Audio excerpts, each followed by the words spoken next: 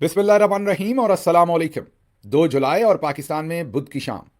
आज की अहम तरीन खबरों में सबसे पहले पाकिस्तान तहरीक इंसाफ की पार्लिमानी कमेटी का इजलास और उसके बाद एक बड़ी प्रेस कॉन्फ्रेंस। जी हाँ, आज इस्लामाबाद में पाकिस्तान तहरीक इंसाफ की पार्लिमानी कमेटी का इजलास हुआ और उसके बाद एक बड़ी प्रेस कॉन्फ्रेंस हुई जिसमें बहुत सारी बातें की गईं, कुछ बातें नहीं भी की गईं। जो बातें की गईं उन पर भी रोशनी डालेंगे, जो करनी चाहिए थी एक आध बात जो रह गई उस पर भी रोशनी डालेंगे। जो पार्लिमानी कमेटी का इजलास हुआ उसके अंदर भी कुछ मेंबरान ने बहुत सख्त सवालात पूछे मेरी जो पार्टी के साथ एफिलिएशन है।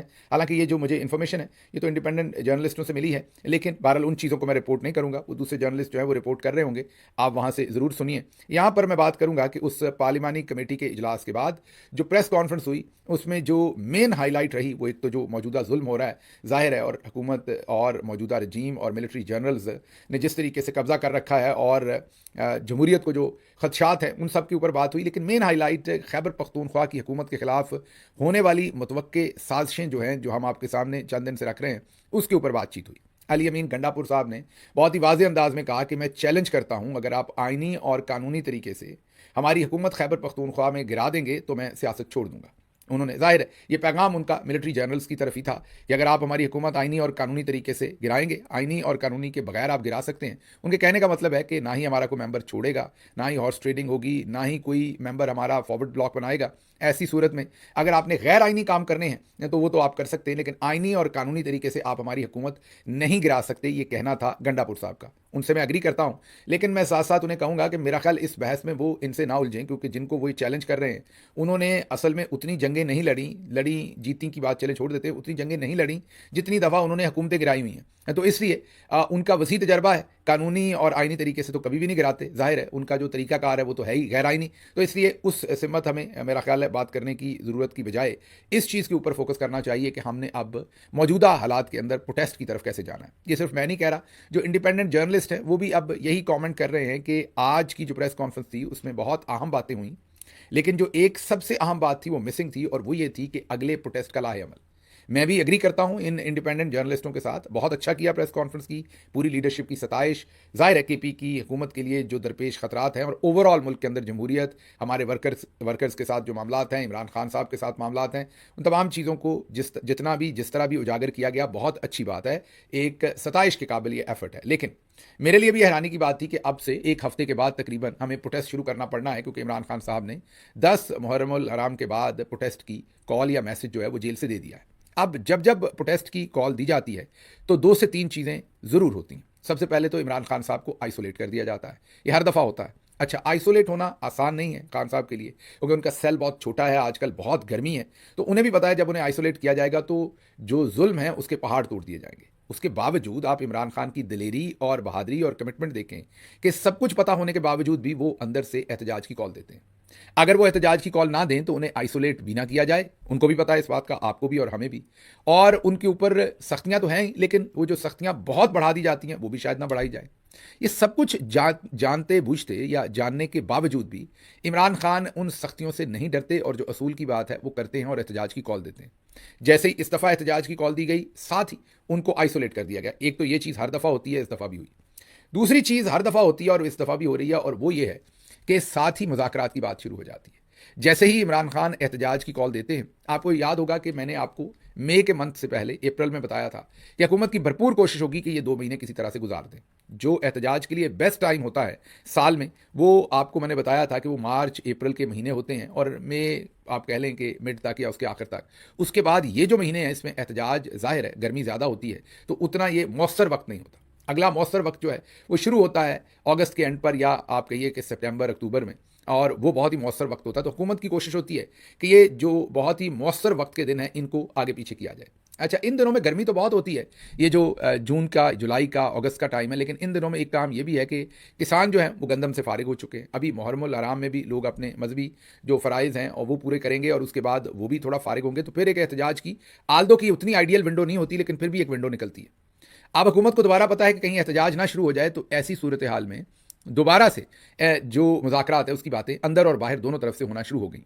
शहबाज शरीफ ने भी बात कर दी है, आपको कुछ हमारे लोग भी जो मुज़ाकरात की बात आप करते हुए नजर आएंगे। आप ज़रूरी नहीं कि इसमें सबकी जो राय है, मतलब मैं हमारे लोगों की बात कर रहा हूँ, उनकी राय कोई बुरी है, वो तो ज़रूर खलूस नीयत से ही ये कोशिश करते हैं कि मुज़ाकरात होने चाहिए, लेकिन मेरा इस पर पर्सनल ओपिनियन है कि मुज़ाकरात उनसे होते हैं जिनके पास ताकत होती है। जिनके पास ताकत है वो मुज़ाकरात नहीं करना चाहते, वो अर्दली को आगे करते हैं। ये सिर्फ टाइम बाय करने का एक तरीका होता है, हमेशा की तरह। और इस दफ़ा भी जैसे मैंने आपको कहा कि हमेशा ये काम होता है, इस दफ़ा भी वही काम शुरू हुआ है कि इमरान खान को आइसोलेट कर दिया गया है, साथ ही एहतजाज की बातें शुरू हो गई। तो आखिर पर दोबारा आता हूं उस बात की तरफ कि हमें आज की प्रेस कॉन्फ्रेंस में जहां और इतनी अहम बातें की, जो इंडिपेंडेंट जर्नलिस्ट भी कह रहे हैं और मैं भी कह रहा हूं, उसमें मेरी राय भी शामिल है कि हमें आज एहतजाज का अगला लाहे अमल देना चाहिए था। अच्छा, अब एहतजाज कई तरह से होता है। एहतजाज ऐसा नहीं होता कि आपने एक ही तरह से करना है। मसलन अदालतों के अंदर इमरान खान साहब के मुकदमे हैं, वहाँ पर तमाम MPAs MNAs टिकट होल्डर्स आएँ बाकायदगी के साथ, और वहाँ अदालत के सामने एक एहतजाज का मोमेंट बनता है। आप गौर कीजिए कि जब जब अदालत के अंदर केस चलता है और इमरान खान साहब को बोलने का या मीडिया से इंटरेक्ट करने का मौका मिलता है, तो वो उसको कैसे एक पॉलिटिकल मूवमेंट या एक पॉलिटिकल आप तहरीक की शक्ल उसको दे देते हैं, उस अपॉर्चुनिटी को इस्तेमाल करते हैं। बिल्कुल इसी तरह से जब भुट्टो साहब का ट्रायल चल रहा था, तो तब भी पीपल्स पार्टी उस वक्त चले इतना नहीं तो कुछ ना कुछ ज़रूर करती थी कि वो भी तहरीक को कुछ ना कुछ सियासी रंग उसका देती थी इन तमाम अदालती केसेस में। अभी आप गौर कीजिए, सिर्फ इमरान खान साहब के केसेस नहीं, हमारे वर्कर्स के केसेस हैं। अभी इफ्तिखार जट का जनाजा हुआ, क्यों नहीं उसका एक जनाजा लाहौर के अंदर पढ़ने की कोशिश की गई, करनी चाहिए थी। उसके बाद एक गायबाना जनाजा उसका पढ़ने की कोशिश करनी चाहिए थी, ये मेरी राय है।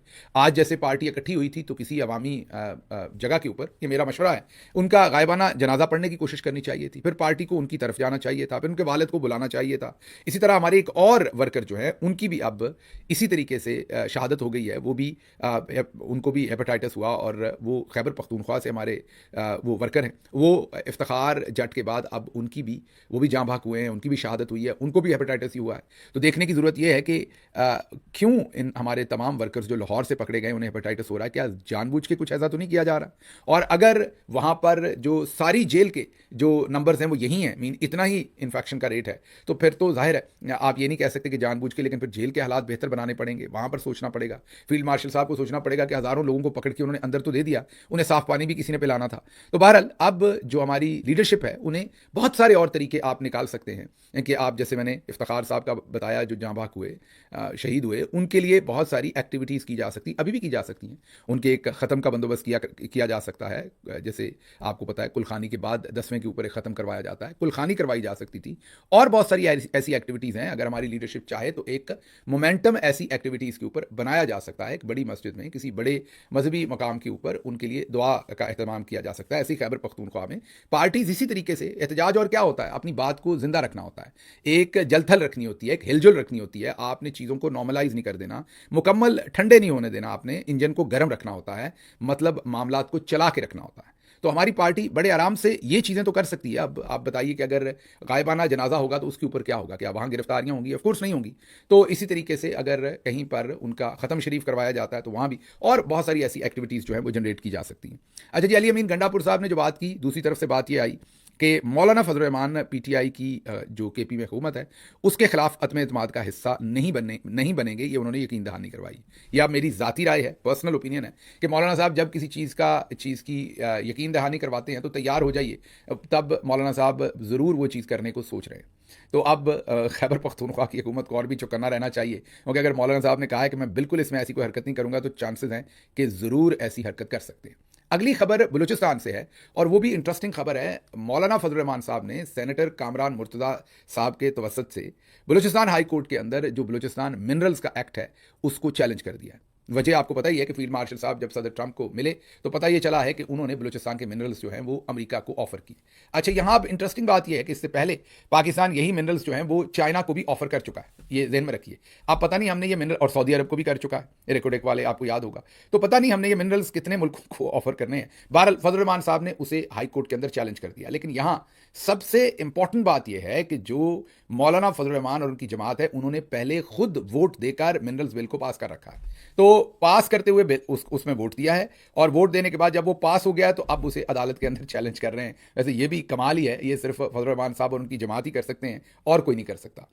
अगली खबर जो है वो कराची से, और ख़बर ऐसी है कि जो आप सुनेंगे तो आपको कम से कम ये होगा कि आपको मैसेज देना आता हो तो कितने भी मुश्किल हालात हों, आप अपना मैसेज दे सकते हैं।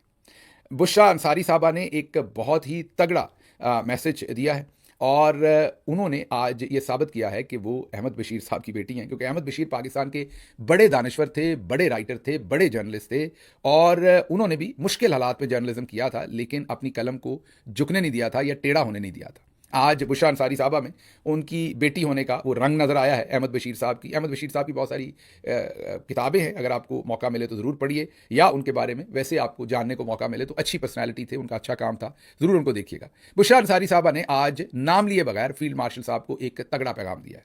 उन्होंने कहा कि 2 ऐसी औरतें थीं, माएँ थीं, जिनका अगर एहतराम कर लिया जाता तो जो पाकिस्तान के बड़े बड़े मर्द हैं उनकी मर्दानगी जो है वो, दूसरे लफ्ज़ों में उन्होंने यही कहा कि बच जाती। उन्होंने कहा कि आपकी मर्दानगी देख ली, आप 2 औरतों से डर गए।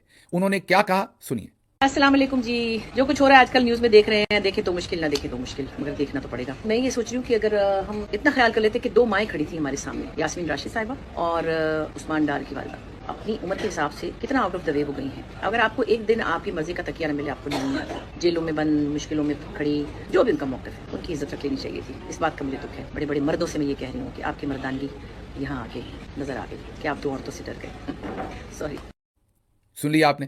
तो ये बाकमाल तरीके से बुशरा अंसारी साहबा ही नाम लिए बगैर डायरेक्ट मैसेज जो है वो सही निशाने पर वही पहुंचा सकती थी। जैसे मैंने आपको कहा कि इसमें कोई शक नहीं कि उनका एक अपना भी बहुत बड़ा तारफ़ है, वो पाकिस्तान की बहुत बड़ी आर्टिस्ट हैं, बहुत काम किया हुआ है, लेकिन ये जो उनके अंदर ये जो सच बोलने की, या इस वक्त मुश्किल हालात में जब कोई ऐसी बात बोलने को तैयार नहीं है आर्टिस्ट, और जो हमारा आप कहिए कि क्राफ्ट का, आर्ट का एरिया है, वहाँ पर लोग घबराते हैं ऐसी बात करते हुए, तो वहाँ अहमद बशीर साहब की बेटी ने कम अज़ कम बहुत ही इफेक्टिव तरीके से दुरुस्त मैसेज जो है वो फील्ड मार्शल साहब और उनके साथियों तक पहुँचाया है कि इन बुज़ुर्ग माओं से भी आपको अगर ख़तरा है तो फिर आपकी मर्दानगी के ऊपर क्या कहा जाए। मतलब कि अगर आपको इनसे ख़तरा ना होता और आप इनके साथ ये सब कुछ ना करते तो जाहिर है आपकी इज़्ज़त में कुछ ना कुछ अजाफा होता, कमी ना आती। बहुत ही उम्दा मैसेज उन्होंने दिया है।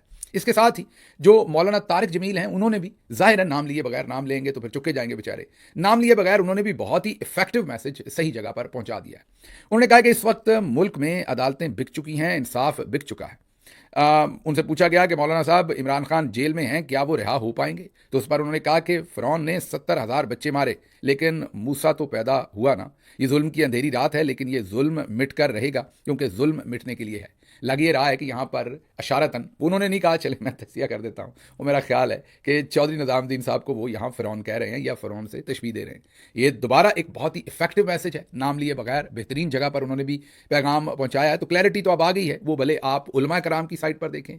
आपको कल हमने मौलाना हनीफ कुरैशी, मुफ्ती हनीफ कुरैशी जो है, उनका जो उन्होंने चौधरी उस्मान ने कुरान करीम की जो उन्होंने तौहीन करने की कोशिश की, उस पर हल्फ देकर उस पर जो उन्होंने फतवा दिया, आज मौलाना तारिक जमील साहब की जो बात है, और दूसरी तरफ art and craft, drama, literary side से अगर आप देखें तो बुशरा अंसारी साहबा का पैगाम, तो सबको अब पता है कि बादशाह कौन है और ये सब कुछ कौन करवा रहा है। तो सबके पैगाम, ठीक है नाम नहीं ले पा रहे लोग, उसकी भी समझ आती है, लेकिन सब डायरेक्टली अपना पैगाम वहीं पर पहुंचा रहे हैं।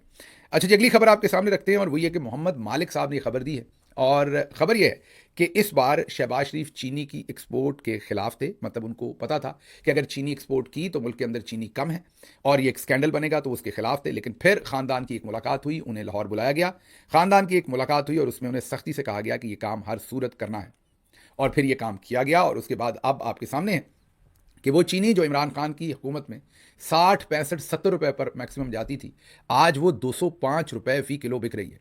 और अब ये एक्सपोर्ट तो हो गई, अब इंपोर्ट हो रही है, जिसकी कल ही इजाज़त दी है इसाक डार साहब ने। 5 लाख मेट्रिक टन इंपोर्ट होगी।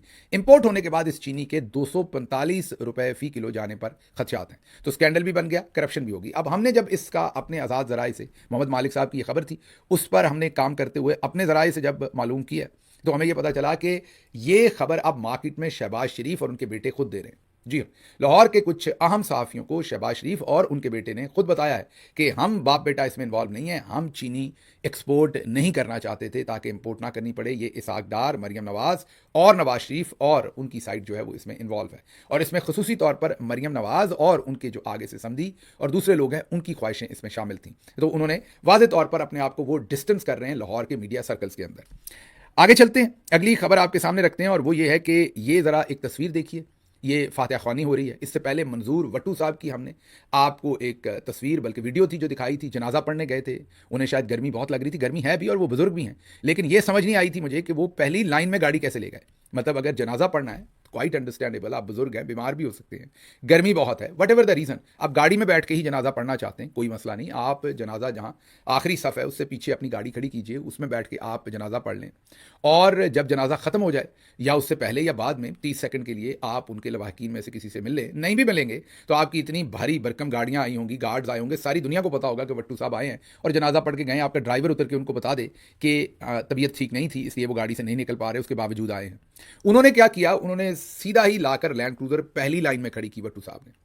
शुक्र यह है कि कहीं बिल्कुल दरमियान में नहीं की, कहीं मौलवी साहब को नीचे नहीं दे दिया, जो आपको पता है कि मैयत रखते हैं और फिर मौलवी साहब होते हैं और वो जनाजा पढ़ाते हैं, तो कहीं उस जगह पर जा गाड़ी का बोनट नहीं निकाला, जो हुड है उसकी वो वहाँ से आगे नहीं निकाली। बहरहाल उन्होंने पहली सफ़ में खड़ा होना था, तो अब ड्राइवर्स की जो सीट होती है ड्राइवर की और उसके साथ पैसेंजर की, वो पहली सफ़ में तो आप तभी होंगे ना जब गाड़ी सारी बाहर निकली होगी आगे से, तो उन्होंने पहली सफ़ में ज़रूर खड़े होना था। गाड़ी खड़ी करके उन्होंने ये जनाजा पढ़ा। हालांकि वो पीछे भी, तो मैंने पिछले दिनों पंजाबी व्लॉग में जिक्र किया था कि अमेरिका में, यूरोप में ड्राइव इन सिनेमाज होते हैं, बहुत बड़ी ग्राउंड होती है, सामने एक बड़ी स्क्रीन लगी होती है, आप अपनी गाड़ी में जाते हैं, टिकट बाय करते हैं, फी गाड़ी के हिसाब से वो पैसे लेते हैं, आप वहाँ गाड़ी खड़ी करके और गाड़ी में बैठ के ही आप सिनेमा देख सकते हैं सामने विंड स्क्रीन के थ्रू। और जो फिल्म की आवाज़ होती है वो आप रेडियो की एक फ्रीक्वेंसी वो आपको बता देते हैं, तो जो गाड़ी के अंदर रेडियो होता है उस पर आप ट्यून कर लेते हैं और आप अपनी गाड़ी में बैठ के, एयर कंडीशन भी आपका चल रहा होता है, हीटर वट एवर द, वैसे यूजली गर्मियों में यहाँ ऑफर किया जाता है अमेरिका में, यूरोप में ऐसी ड्राइव इन सिनेमाज। अब ज़रा कम हो गया उसका काम क्योंकि नेटफ्लिक्स और बहुत कुछ, लेकिन पहले ये बहुत, जिस ज़माने में मैं पढ़ा करता था तो उस ज़माने में ये काफ़ी एक आम रवाज था ड्राइव इन सिनेमाज का मुख्तलिफ इलाकों के अंदर।